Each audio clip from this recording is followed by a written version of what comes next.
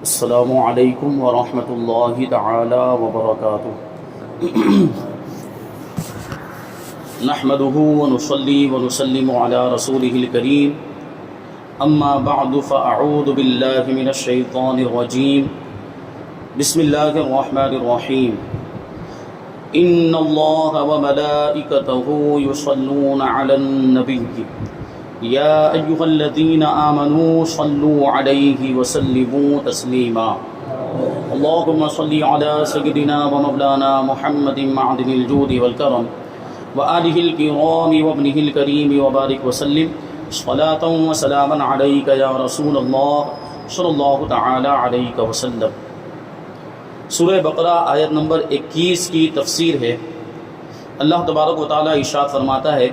یا ایہا الناس اعبدوا ربکم الذی خلقکم والذین من قبلکم لعلکم تتقون۔ اے لوگو، اپنے رب کی عبادت کرو جس نے تمہیں اور تم سے پہلے لوگوں کو پیدا کیا، یہ امید کرتے ہوئے عبادت کرو کہ تمہیں پرہیزگاری مل جائے، یعنی اللہ کے خوف کی نعمت مل جائے، کیونکہ اللہ تبارک و تعالیٰ کا خوف اور خشیت الہی یہ ایک ایسی نعمت ہے کہ اس کی وجہ سے بندہ گناہوں سے بچتا ہے اور زیادہ سے زیادہ نیکیوں کے کام کرتا ہے، کیونکہ جب اللہ کا خوف ہوگا دل کے اندر اور ہم گناہ کا ارادہ کریں گے تو یہی خوف ہمیں گناہ کرنے سے روکے گا، اور یہی خوف ہمیں نیکیوں کے کام، فرما برداری کے کام کرنے پر ابھارے گا۔ سورہ بقرہ کے شروع میں بتایا گیا کہ یہ کتاب متقین یعنی پرہیزگاروں کی ہدایت کے لیے نازل ہوئی، پھر متقین کے اوصاف ذکر فرمائے، اس کے بعد اس سے منحرف ہونے والے یعنی ہدایت سے پھر جانے والے فرقوں کا یعنی منافقین کا اور کافروں کا اور ان کے احوال کا ذکر فرمایا، تاکہ سعادت مند انسان ہدایت و تقوی کی طرف راغب ہو اور نافرمانی اور بغاوت سے بچے۔ اب یہاں سے تقوی حاصل کرنے کا طریقہ بتایا جا رہا ہے، اور وہ طریقہ عبادت و اطاعت الہی ہے، یعنی آدمی مومن ہو جائے، ایمان اور ہدایت کے دامن سے وابستہ ہو جائے تو پھر اس کو کیا کرنا چاہیے، تقوی کی منزلیں کیسے وہ طے کر سکتا ہے۔ تو سب سے پہلی منزل ہے اللہ تبارک و تعالیٰ کی عبادت اور اللہ تبارک و تعالیٰ کی اطاعت، فرما برداری۔ یا ایھا الناسوں کے ذریعے سے تمام انسانوں سے خطاب ہے، اور اس بات کا اشارہ ہے کہ انسانی شرافت اور انسانی کامیابی اسی میں ہے کہ آدمی تقوی حاصل کرے اور اللہ تعالیٰ کا بندہ بن جائے، یعنی اللہ تبارک و تعالیٰ کی عبادت کرے۔ اب سوال یہ پیدا ہوتا ہے کہ ایمان والوں کو تو عبادت کا حکم ہے، لیکن کافر تو شریعت کے مکلف ہی نہیں، یہ نماز روزہ وغیرہ یہ تو مسلمانوں کے لیے ہے، اور ان ساری چیزوں کے لاگو ہونے کے لیے اور ان فرائض کے نافذ ہونے کے لیے سب سے پہلی شرط مسلمان ہونا ہے، تو کافروں کو عبادت کرنے کا حکم کیوں دیا گیا؟ تو یہاں پہ آپ غور کریں گے تو یہ بات واضح ہو جائے گی، ابھی آگے بھی اس کو بیان کریں گے کہ ظاہر سی بات ہے نماز روزہ وغیرہ یہ تو عبادتیں ہیں، لیکن سب سے بڑی عبادت ہے ایمان، سب سے بڑی عبادت ہے توحید، اللہ کو ایک ماننا اور رسول پاک صلی اللہ علیہ وسلم کی رسالت کی گواہی دینا، یہ سب سے بڑی عبادت ہے۔ تو ایمان والے تو پہلے سے اس بات کی گواہی دیتے ہیں، اللہ کو ایک مانتے ہیں اور رسول پاک صلی اللہ علیہ وسلم کی رسالت کو بھی مانتے ہیں، حضور کو اللہ کا نبی اور رسول مانتے ہیں، تو ان کو آگے کی عبادتوں کا حکم ہے، یعنی پھر وہ نماز پڑھیں، وہ روزہ رکھیں، وہ نیک کام کریں، گناہوں سے بچیں۔ لیکن کافروں کو اس اعتبار سے حکم دیا جا رہا ہے کہ وہ سب سے بڑی عبادت سب سے پہلے ایمان لے کر آئیں، یعنی سب سے پہلے اللہ کو ایک مانیں، اگر شرک کر رہے ہیں، مشرکین ہیں، تو اپنے شرک سے توبہ کریں اور رسول پاک صلی اللہ علیہ وسلم کی رسالت کی گواہی دیں، اور پھر آگے کی عبادتیں بجا لائیں، یعنی پھر نماز روزہ وغیرہ وہ ادا کریں۔ تو اس اعتبار سے ان کو عبادت کا حکم دیا جا رہا ہے کہ وہ پہلے سب سے بڑی عبادت کریں، یعنی سب سے پہلے ایمان لائیں اور پھر باقی کی عبادتیں کریں۔ عبادت اس انتہائی تعظیم کا نام ہے جو بندہ اپنی عبدیت یعنی بندہ ہونے اور معبود کی الوہیت یعنی معبود ہونے کے اعتقاد اور اعتراف کے ساتھ بجا لائے،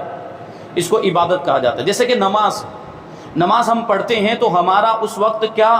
اعتقاد ہوتا ہے، کیا عقیدہ ہوتا ہے نماز پڑھتے وقت، کہ نماز یہ اللہ تبارک و تعالیٰ کی تعظیم کا انتہائی درجہ ہے، یعنی یہ اللہ تبارک و تعالیٰ کی تعظیم ہے، انتہائی تعظیم، اور ہم نماز پڑھتے وقت یہ یقین رکھتے ہیں کہ ہم اللہ تبارک و تعالیٰ کی بندگی کر رہے ہیں، یعنی اللہ تبارک و تعالیٰ کی بارگاہ میں نماز ادا کر کے، نماز پڑھ کے ہم اپنے بندے ہونے کا اظہار کر رہے ہیں، یعنی ہم اپنے بندے ہونے کا اعتراف اور اقرار بھی کر رہے ہیں، اور ہم اللہ تبارک و تعالیٰ کی عبادت کر رہے ہیں، یعنی اس کے معبود ہونے کا بھی اعتراف کر رہے ہیں۔ یہاں عبادت، توحید اور اس کے علاوہ اپنی تمام قسموں کو شامل ہے، یعنی جب ایمان والوں سے جب خطاب ہوگا تو ایمان والوں سے ظاہر سی بات ہے وہ مومن تو پہلے ہی سے ہیں، تو توحید بھی اس میں شامل ہے اور دوسری عبادتیں بھی اس میں شامل ہیں۔ اور وہی چیز بتاتے ہیں کہ کافروں کو عبادت کا حکم اس معنی میں ہے کہ وہ سب سے بنیادی عبادت یعنی ایمان لائیں اور اس کے بعد دیگر اعمال بجا لائیں، یعنی دوسری عبادتوں کے کام وہ کریں۔ لعلکم تتقون، تاکہ تم پرہیزگار بن جاؤ۔ اس سے معلوم ہوا کہ عبادت کا فائدہ عابد ہی کو ملتا ہے، یعنی عبادت کرنے والے کو ہی ملتا ہے، جبکہ اللہ تعالیٰ اس سے پاک ہے کہ اس کو عبادت یا اور کوئی کسی چیز سے نفع حاصل ہو۔ ٹھیک ہے، ہم عبادت کریں گے، ہم اللہ تبارک و تعالیٰ کی بندگی کریں گے، کوئی نیک کام کریں گے تو اس کا فائدہ ہمیں ملے گا، اس کا ثواب ہمیں ملے گا۔ اللہ تبارک و تعالیٰ کو ہماری عبادت، ہماری نمازیں اور ہمارے نیک کاموں کی کوئی حاجت نہیں ہے،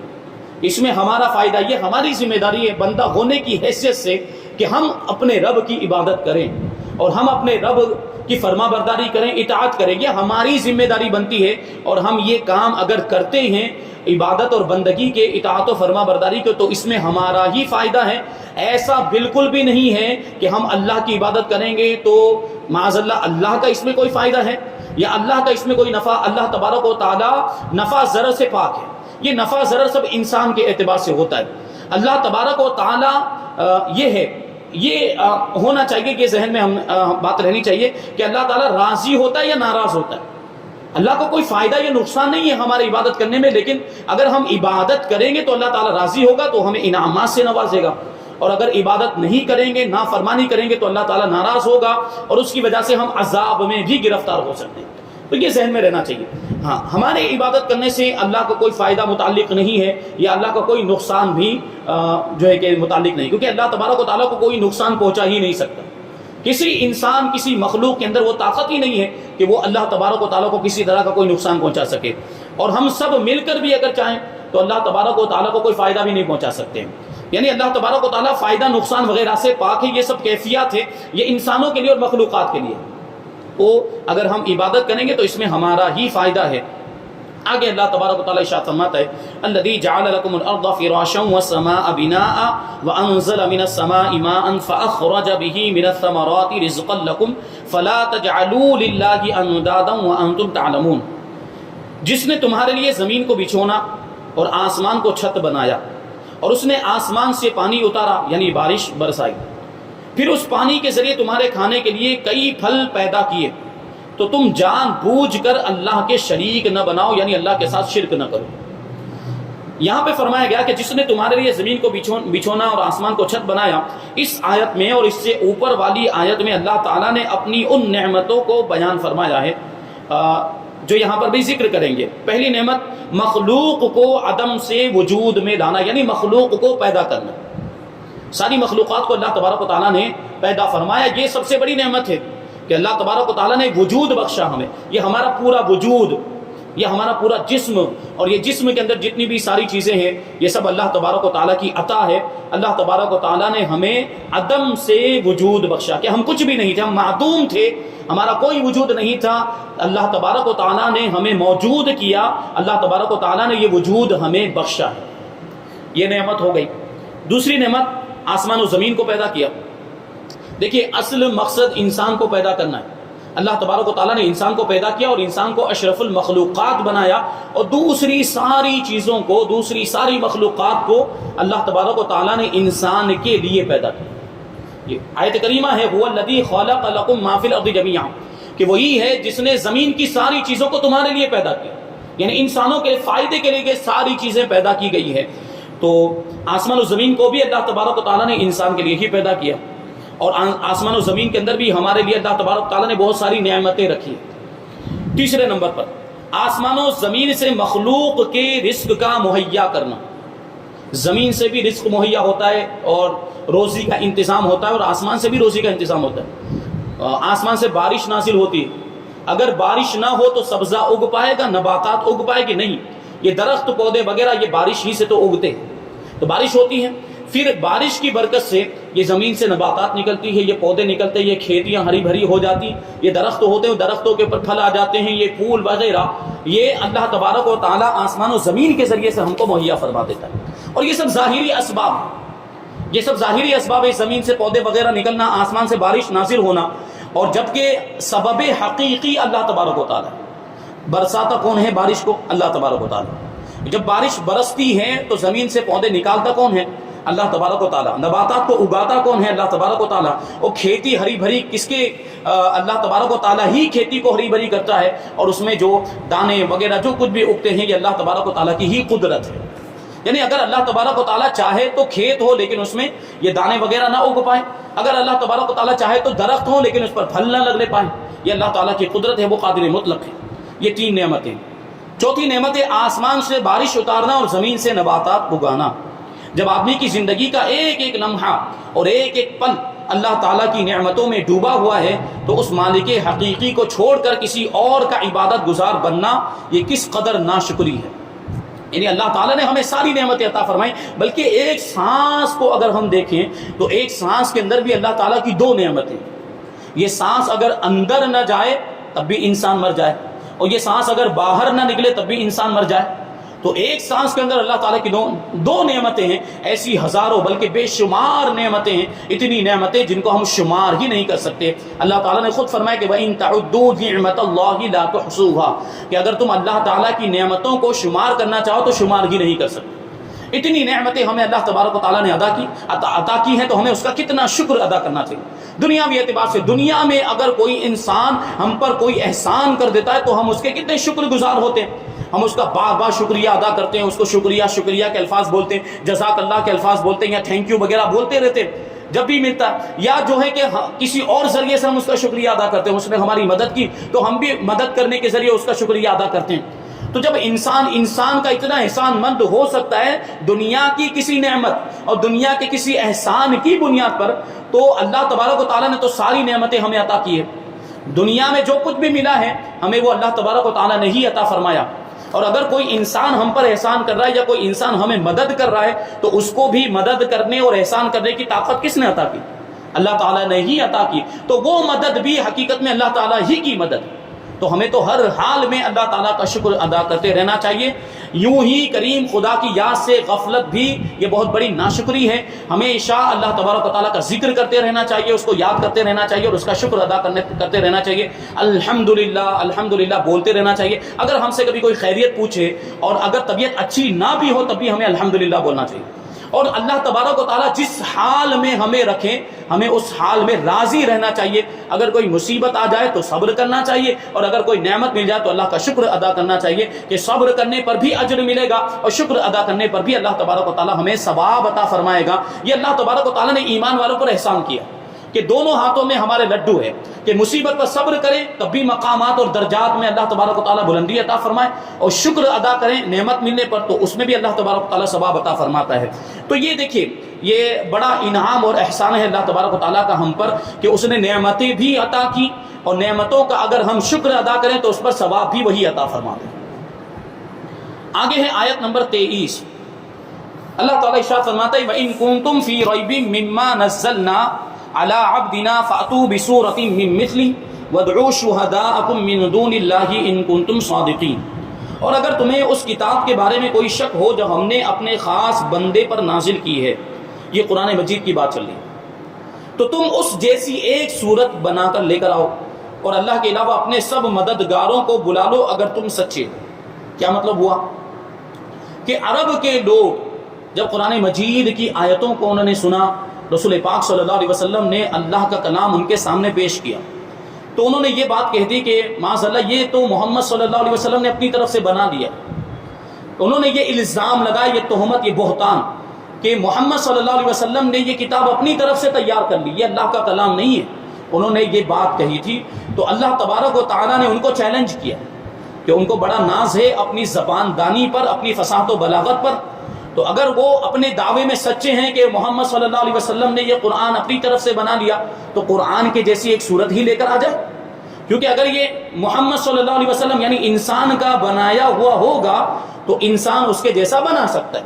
انسان کی بنائی ہوئی چیزوں کی نقل کی جا سکتی ہے اور اس کی کاپی کی جا سکتی ہے۔ تو اگر ان کا دعویٰ سچا ہے اور یہ کہہ رہے ہیں کہ محمد صلی اللہ علیہ وسلم نے بنایا ہے، تو وہ بھی بنا کر لے کر آ جائیں اس کے جیسا، کوئی اس کے جیسی صورت ہی، پورا قرآن بنا کر نہیں بلکہ اس کے جیسی ایک صورت بنا کر لے کر آ جائے۔ اور اگر یہ اللہ تعالیٰ کا کلام ہے تو پھر اس کے جیسا بنانا ممکن ہی نہیں، کیونکہ دنیا کی چیزوں کی نقل کی جا سکتی، انسان کی بنائی ہوئی چیزوں کی کاپی کی جا سکتی ہے، لیکن اللہ تبارک و تعالیٰ کی بنائی ہوئی چیزوں کی کاپی اور نقل نہیں کی جا سکتی۔ شروع میں جو تمہیدی گفتگو ہوئی تھی اس وقت میں نے اس تعلق سے بہت ہی تفصیلی گفتگو کی ہے۔ اس میں بیان کیا تھا کہ جیسے انسان بڑے بڑے ہوائی جہاز بنا لیتا ہے، لیکن اگر ایک مکھی کا پر ٹوٹ جائے تو یہ سارے سائنسدان مل کر بھی وہ مکھی کا ایک پر دوبارہ نہیں بنا سکتے، کیونکہ ہوائی جہاز یہ انسان بنا سکتا ہے، لیکن اللہ تبارک و تعالیٰ نے مکھی کو پیدا کیا، اور اللہ تبارک و تعالیٰ نے یہ اللہ تبارک و تعالیٰ کی پیدائش کا جو معاملہ ہے، پیدا کرنا، وہ اللہ تبارک و تعالیٰ کی مثل کوئی پیدا نہیں کر سکتا، اور اس کی مثال اور نقل کوئی نہیں کر سکتا۔ اسی طرح قرآن مجید اللہ تعالیٰ کا کلام ہے، اس کی مثال کوئی نہیں بنا سکتا، اس کی نقل کوئی نہیں کر سکتا۔ اسی لیے تو یہ لوگ عاجز ہو گئے، قرآن کے جیسی کوئی صورت بنا کر نہیں لا سکے، بلکہ ایک آیت بھی بنا کر نہیں لا سکے۔ تو ان کو یہاں پر یہ چیلنج کیا گیا، اور یہ بھی فرمایا گیا، اور ان کو جو ہے کہ چیلنج کے اندر اضافہ فرماتے ہوئے کہ وہ اپنے سارے حمایتیوں کو، اللہ کے علاوہ سارے حمایتیوں کو اور سارے مددگاروں کو بلا کر لے کر آ جائیں، اور وہ سب مل کر بھی اگر قرآن کے مثل بنانا چاہیں تو نہیں بنا سکتے۔ اس سے پہلی آیتوں میں اللہ تعالیٰ کی قدرت و وحدانیت کا بیان ہوا، اور یہاں سے حضور پاک صلی اللہ علیہ وسلم کی نبوت اور قرآن کریم کے اللہ تعالیٰ کی بے مثل کتاب ہونے کی وہ قاہر یعنی زبردست دلیل بیان فرمائی جا رہی ہے، جو طالب صادق کو اطمینان بخشے، یعنی جو ایمان میں پختہ ہے اس کو اور اطمینان حاصل ہو جائے، اور منکروں کو عاجز کر دے، انکار کرنے والوں کو عاجز کر دے۔ اللہ تعالیٰ کی عظمت کی سب سے بڑی دلیل محمد مصطفیٰ صلی اللہ علیہ وسلم ہیں۔ حضور پاک صلی اللہ علیہ وسلم خود اللہ تبارک و تعالیٰ کی عظمت کی دلیل ہے کہ اللہ تبارک و تعالیٰ، حضور پاک صلی اللہ علیہ وسلم بھی تو اللہ تعالیٰ کی مخلوق ہیں، لیکن حضور پاک صلی اللہ علیہ وسلم سب سے بہترین مخلوق، اور حضور پاک صلی اللہ علیہ وسلم کو دیکھنے والا یہ اللہ تبارک و تعالیٰ کی عظمت کا اعتراف کرتا ہوا نظر آتا ہے۔ اور محمد مصطفیٰ صلی اللہ علیہ وسلم کی عظمت کی سب سے بڑی دلیل قرآن مجید ہے، لہٰذا اس رکوع میں ترتیب سے ان سب باتوں کو بیان کیا گیا۔ سب سے پہلے کہ اپنے خاص بندے پر یہ قرآن نازل کیا، اس آیت میں خاص بندے سے حضور پرنور صلی اللہ علیہ وسلم مراد ہیں، اور یہاں اس انداز تعبیر میں نبی رحمت صلی اللہ علیہ وسلم کی شان محبوبیت کی طرف بھی اشارہ ہے۔ حضرت امام احمد رضا خان رضی اللہ تعالیٰ عنہ کیا خوب فرماتے ہیں کہ لیکن رضا نے ختم سخن اس پہ کر دیا، خالق کا بندہ خلق کا آقا کہوں تجھے۔ یہ حضور کی انتہائی شان ہے، اور اللہ تبارک و تعالیٰ خود یوں ارشاد فرمائے کہ ہم نے اپنے بندے پر نازل کی۔ ہم دنیا داری کے اعتبار سے بھی دیکھیں کہ جب ہم کسی کو اپنا کہتے ہیں تو اس کا مطلب ہوتا ہے کہ وہ ہمارا انتہائی قریبی ہے، وہ ہمارا انتہائی نزدیک ہے۔ جیسے بات چل رہی ہو، ہماری آپس میں گفتگو چل رہی ہے، کسی شخص کے بارے میں بات کر رہے ہوں، اور میں کہہ دوں کہ وہ تو میرا دوست ہے، وہ تو میرا دوست ہے، وہ تو میرا رشتہ دار ہے، اس کا مطلب کیا ہے کہ میں اپنے ساتھ اس کا قرب بتانا چاہتا ہوں، میں اس کی نزدیکی بتانا چاہتا ہوں، اور میرے نزدیک اس کا کیا مرتبہ ہے وہ میں بتانا چاہتا ہوں۔ تو یہاں حضور پاک صلی اللہ علیہ وسلم کو اللہ تبارک و تعالیٰ نے یوں فرمایا کہ میں نے اپنے خاص بندے پر جو کتاب اتاری ہے، تو اس سے اللہ تبارک و تعالیٰ کی بارگاہ میں حضور پاک صلی اللہ علیہ وسلم کا جو مقام و مرتبہ ہے وہ بھی واضح ہوتا ہے، اور اللہ تبارک و تعالیٰ کی بارگاہ میں حضور کی محبوبیت، شان محبوبیت کا اظہار اس سے ہوتا ہے۔ فَأْتُوا بِسُورَةٍ مِّن مِّثْلِهِ، تو تم اس کے جیسی ایک صورت بنا کر لے کر آؤ۔ آیت کے اس حصے میں اور اس کے بعد والی آیت میں قرآن کے بے مثل ہونے پر دو ٹوک الفاظ میں ایک کھلی دلیل دی جا رہی ہے کہ اپنی فصاحت و بلاغت پر ناز کرنے والوں کو چیلنج ہے کہ اگر تم قرآن کو اللہ تعالیٰ کی کتاب نہیں بلکہ کسی انسان کی تصنیف سمجھتے ہو، تو چونکہ تم بھی انسان ہو لہٰذا اس جیسی ایک صورت بنا کر لے آؤ جو فصاحت و بلاغت، حسن ترتیب، غیب کی خبریں دینے اور دیگر امور میں قرآن پاک کی مثل ہو، یعنی قرآن پاک کے جیسی ہو۔ اور اگر ایسی کوئی صورت بلکہ آیت تک نہ بنا سکو تو سمجھ لو کہ قرآن اللہ تعالیٰ کی کتاب ہے، اور اللہ تعالیٰ کی کتاب کا انکار کرنے والوں کا انجام دوزخ ہے، جو بطور خاص کافروں کے لیے تیار کی گئی ہے۔ یہ چیلنج قیامت تک کے تمام انسانوں کے لیے ہے۔ آج بھی قرآن پاک کو محمد مصطفیٰ صلی اللہ علیہ وسلم کی تصنیف کہنے والے کفار تو بہت ہیں، مگر قرآن کی مثل ایک آیت بنانے والا آج تک کوئی سامنے نہیں آیا، اور جس نے اس کا دعویٰ کیا اس کا پول خود ہی چند دنوں میں کھل گیا۔ آج تک بھی کوئی قرآن کے جیسی ایک صورت بنا کر نہیں لا سکا۔ تو یہ قرآن کا اعجاز ہے، یہ قرآن کا معجزہ ہے، اور قرآن پاک نبی پاک صلی اللہ علیہ وسلم کا معجزہ ہے۔ اور حضور پاک صلی اللہ علیہ وسلم کے دیگر معجزات کو آپ دیکھیں تو وہ اس زمانے کے لیے تھے اور اس زمانے میں وجود میں آئے اور پھر وہ ختم ہو گئے، نگاہوں سے اوجھل ہو گئے۔ لیکن قرآن پاک ایک ایسا معجزہ ہے جو قیامت تک زندہ رہے گا اور قیامت تک آنے والے لوگوں کو چیلنج دیتا ہی رہے گا۔ یہ قرآن پاک ہے، ایسی عظیم کتاب اللہ تبارک و تعالیٰ نے ہمیں عطا فرمائی۔ اللہ تبارک و تعالیٰ کی بارگاہ میں دعا ہے کہ جو کچھ بھی بیان ہوا اس پر ہم سب کو عمل کرنے کی توفیق عطا فرمائے اور نور قرآن سے ہم سب کے دلوں کو روشن اور منور فرمائے۔ وما علینا الا البلاغ۔ السلام علیکم۔